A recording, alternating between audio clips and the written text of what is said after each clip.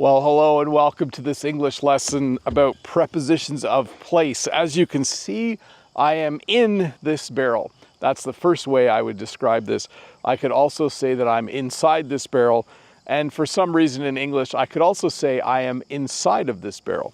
So welcome to this English lesson about prepositions of place. I'll try to demonstrate and act out as many of these as I can to make them easy to remember.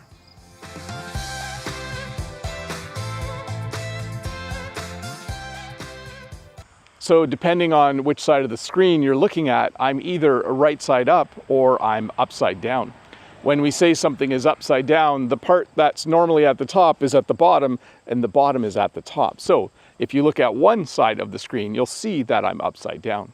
When we say something is right side up, it simply means it's normal. It's the way it normally is. By the way, I always do this with my rain gauge. When I check my rain gauge, I see how much rain is in it, and then I turn it upside down to dump out the water, and then I put it right side up to put it back in its holder. So let's talk about above and below. Right now, I am above you. If you pretend that you're the camera, you are below me. So I am above you right now, you are below me. I am higher than you, you are lower than me. So I'm above you and you're below me, but if we switch, then we would say that I'm below you and you're above me. I'm down here and you're up there. That's another way to describe it. So now that I am on the ground and you are up on the balcony, you are above me, I am below you, you are up there, and I am down here. So let's talk about the difference between among and between. Right now I am standing between these two flower rows. There's a row of flowers here, there's a row of flowers here, and there's a path right here. I am standing between the flower rows. But if I was to move over here, if I was to stand here, now there are flowers all around me. I am standing among the flowers. There are flowers in front, there's flowers to the left, to the right, and behind me. I am standing among the flowers. So if I'm here, I'm standing between the flower rows. If I stand over here, I'm standing among the flowers. So Jen asked me to put this dolly to the right of the wagon. So this is my right side. I will put the dolly to the right of the wagon. If I was to talk about where it is though, without mentioning the wagon, I would say the dolly is on the right. I put the dolly to the right of the wagon, it is now on the right. If Jen had said, however, please put the dolly to the left of the wagon, I would go this way and I would put it over here. Now I have put the dolly to the left of the wagon, the dolly is on the left. Let's talk about next to and beside. I am next to my tractor, I am beside my tractor. When you say you're next to something or beside something, it means there's very little space between you and that thing. So as you can see, I am next to my tractor. I am standing beside my tractor. You might be wondering, what's the difference between beside or next to and close to and near? Well, they're kind of all the same. Right now I'm standing next to the tractor. I'm standing beside the tractor. I'm standing near the tractor. I'm standing close to the tractor. Now, in my opinion though, there is a slight difference.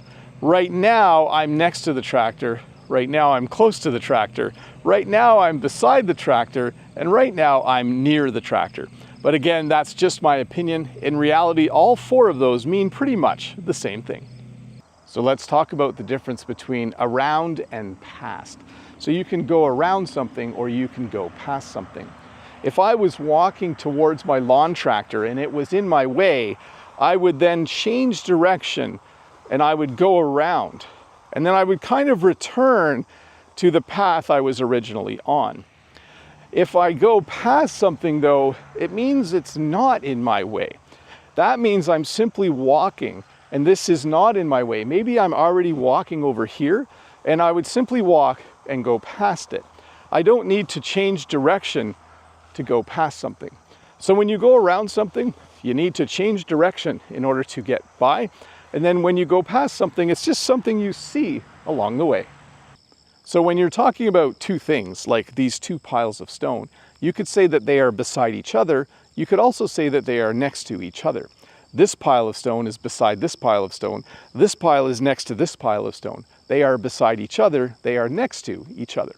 And here's a little bonus. I'm standing in the middle. I'm standing between this pile of stone and this pile of stone, I can then say that I'm in the middle. Do you ever have it when you take off a jacket or another article of clothing that it ends up being inside out? So this is not the way the jacket normally is, it's inside out. And then what I need to do is I need to put it right side out. I actually usually just say put it back to normal, but when you have something like an article of clothing and when you take it off and the sleeves do this, we would then say it's inside out. And then when you put it back to normal, we would say it's now right side out, or like I would say, it's just back to normal. Let's use this hay elevator here to talk about on and on top of. And in a moment, we'll talk about under and underneath. Right now I am on the hay elevator, I am on top of the hay elevator. But if I climb down and if I go over here, now I am under the hay elevator. I am underneath the hay elevator. So right now I'm under the hay elevator, I'm underneath it. If I go over here, I can go back on the hay elevator, I can go back on top of it. So let's talk about away from, far from, toward, and towards. Right now I am walking away from the camera. I think you get the idea. I'm walking this way, I'm walking away from the camera. Now if I stop, I could say I'm far from the camera. The camera is way over there. I'm way over here. I am far from the camera. And then I could walk toward the camera. I can also say I'm walking towards the camera. By the way, they mean the same thing, and I use both versions of the word interchangeably. So I can walk away from the camera. I can be far from the camera. I can walk toward the camera, or I can walk towards the camera. You can't see me right now because I am behind something. It's probably pretty easy to figure out what I am behind, especially if I wave. Right now I am behind the tree. If I move over here though, I am now in front of the tree. I am in front of the tree and the tree is behind me. If I go back over here though, now I am behind the tree and the tree is in front of me. Well, hey, thank you for watching this English lesson about prepositions of place and other phrases we use in English when we're describing where things are or even where you are in the world.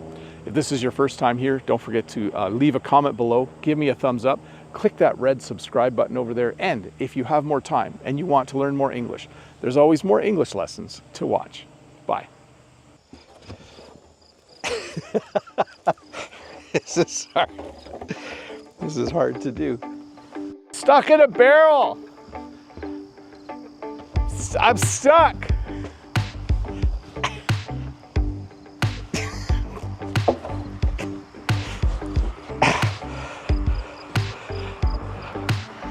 Okay, it's all good.